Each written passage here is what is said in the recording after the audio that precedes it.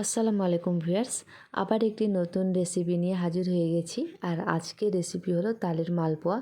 তালের সিজন শেষ হওয়ার আগেই একবার এই রেসিপিটা বাড়িতে বানিয়ে খাবেন, আশা করি খুবই ভালো লাগবে এবং বাড়ির প্রত্যেকে খুবই আনন্দ করে খাবে। তো চলুন সম্পূর্ণ ভিডিওটি দেখতে থাকুন, আর আশা করি আপনাদেরকে এই ভিডিওটাও খুবই ভালো লাগবে। আর আমার ভিডিওগুলো যদি আপনাদেরকে ভালো লেগে থাকে তাহলে অবশ্যই লাইক, কমেন্ট এবং সাবস্ক্রাইব করে আমার পাশে থাকবেন। প্রথমে আমি এখানে এক বাটি তালের পাল্প আর এখানে এক বাটি সুজি ভালোভাবে মিশিয়ে নিয়েছি, যাতে সুজিটা ভালোভাবে সফট হয়ে যায় এবং সেট হয়ে যায়। তার জন্য আমি আগে তালের পাল্প আর সুজিটাকে ভালোভাবে মিশিয়ে নিয়েছি। এরপর আমি এখানে এক বাটি ময়দা দিয়েছি, তার সাথে এখানে অ্যাড করছি এক বাটি নারকেল কুচি। আমি এখানে নারকেল কুচি ব্যবহার করলাম, আপনারা চাইলে এখানে নারকেল কুড়িও দিতে পারেন। তার সঙ্গে আমি এখানে অ্যাড করছি পরিমাণ মতো চিনি। মিষ্টিটা আপনারা যেভাবে খেতে পছন্দ করেন সেই অনুযায়ী এখানে দিয়ে নেবেন। তার সাথে অ্যাড করছি এক চিমটি লবণ। যেহেতু মিষ্টি জিনিসে আমরা লবণ খাই, তাই এখানে আমরা সামান্য পরিমাণে একটু লবণ অ্যাড করেছি। আপনারা কেউ যদি লবণ পছন্দ না করেন সেক্ষেত্রে লবণটা এখানে স্কিপ করে যেতে পারেন। এবার সমস্ত উপকরণ আমি ভালোভাবে মিশিয়ে নিয়েছি। আর আমি এখানে সমস্ত উপকরণ এক বাটি করে নিয়েছি, মানে তালের পাল্প, সুজি এবং ময়দা আমি এখানে এক বাটি করে নিয়েছি। আপনারা কেউ যদি চান তাহলে সেক্ষেত্রে এখানে চালের গুঁড়ো ব্যবহার করতে পারেন। এবং শেষে আমি অ্যাড করছি সামান্য একটু মৌরি। এটা দিলে কিন্তু এই পিঠাগুলো একটা ভালো ফ্লেভার অ্যাড হয় এবং সুন্দর একটা গন্ধ পাওয়া যায়, তার জন্য আমি এখানে অ্যাড করলাম। আবারও সমস্ত উপকরণ আমি ভালোভাবে মিশিয়ে নিয়েছি। আর তালের ব্যাটারটাকে আমি একটু ঘনই রেখেছি, যার সাহায্যে তালের এই পিঠাগুলো কিন্তু খুবই ফুলকো হবে এবং গোল গোল হবে।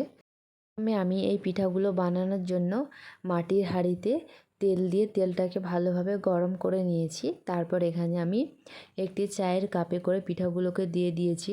আর আপনাদের বাড়িতে যদি এই পিঠা বানানোর মাটির হাঁড়ি না থাকে সেক্ষেত্রে আপনারা কড়াইতে করেও এই পিঠাগুলোকে তৈরি করে নিতে পারবেন।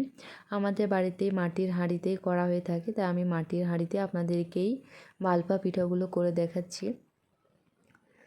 আর আমি এখানে চায়ের কাপে করেই মালপোয়া করে দিচ্ছি। আপনারা চাইলে হাতা বা চামচের সাহায্যেও এখানে মালপোয়াগুলোকে দিয়ে ভালোভাবে তৈরি করে নিতে পারবেন। একদিকে মালপোয়াটা ভালোভাবে ভাজা হয়ে গেছে, আমি এবার অপর প্রান্তেও ভালোভাবে ভেজে নেব। এবং এই মালপোয়াগুলোকে ভাজার সময় অবশ্যই গ্যাসের ফ্লেমটাকে মিডিয়াম ফ্লেমে রাখবেন, তাহলে করে এই মালপোয়াগুলো ভেতর দিয়েও ভালোভাবে সেদ্ধ হয়ে যাবে। আর ফ্লেমটা যদি হাই ফ্লেমে রাখা হয় তাহলে কিন্তু মালপোয়াটা ভালোভাবে সেদ্ধ হবে না, কাঁচা থেকে যাবে। একটি মালপোয়া ভাজা হয়ে গেছে, তো আমি মালপোয়াটাকে বেশ কিছু সময় ধরে এইভাবে রেখেছি, যাতে করে মালপোয়ার যে এক্সট্রা তেল থাকে সেটা ঝরে পড়ে যায়। তার জন্য আমি লোহার একটা রডের সাহায্যে মালপোয়াগুলোকে একটু সময় ধরে এইভাবে চলিয়ে রেখেছিলাম। তারপর আমি এখানে আরেকটি মালপোয়াকেও আমি একইভাবে ভেজে নেব। এবং মালপোয়াগুলো দেওয়ার সাথে সাথে আমি মালপোয়াগুলোকে নাড়াবো না, মালপোয়াগুলো নিজে থেকেই দেখুন কত সুন্দর ফুলে উঠেছে।